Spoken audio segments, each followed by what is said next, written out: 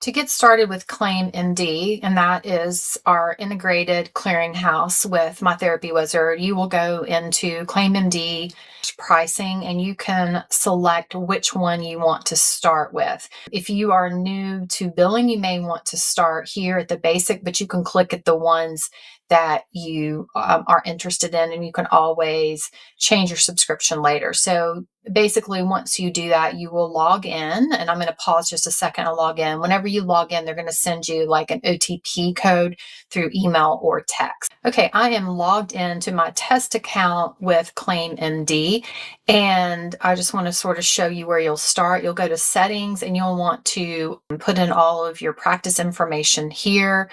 Make sure you save on everyone.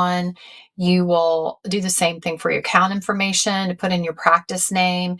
And this should be the way that the insurers have you, like however you're contracted, that name. You'll leave these things as is for right now. There'll be another document later about how to do this, but you can also change like missing ERA days, like when you want it to flag you for missing ERAs, claim status warnings, all that kind of stuff. You're going to leave this as not active.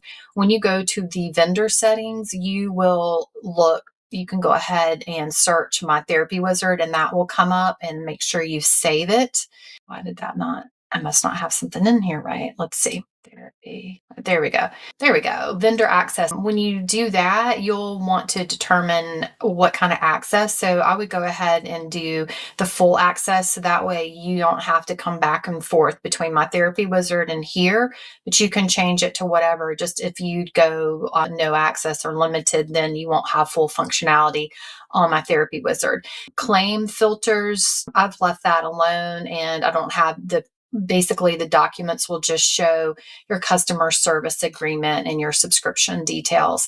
But you can also send claims and also check your ERAs right in here in ClaimMD. And sometimes I'll do that and go back and forth because some of their visibility is a little bit richer in general, but this is like, again, this is a test organization, but you'll be able to look at your ERAs and EFTs here. You can also click any action here to look at like maybe zero pays.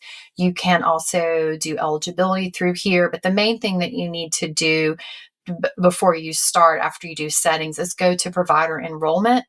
And you will go to your practice and you will make sure that you search for all of your payers that you are in or out of network with, and go ahead and make sure that over the 1,500 claims, each of these columns, that you have check like enrollment required. If that's the case and you want to enroll with them, then you would click there and it'll basically fill everything out for you, and you will just, based on your settings, and you will just be able to e-sign right through here. So I would say to go ahead and get that done.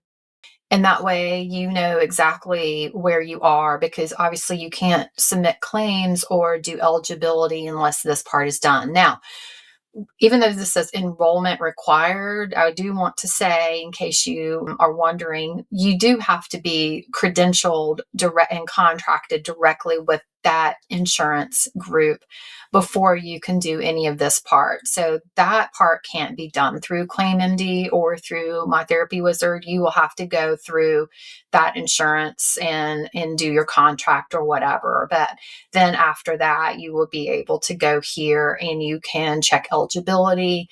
You can, now not all of the insurances you can see here if it says eligibility, it'll say not available for some of them.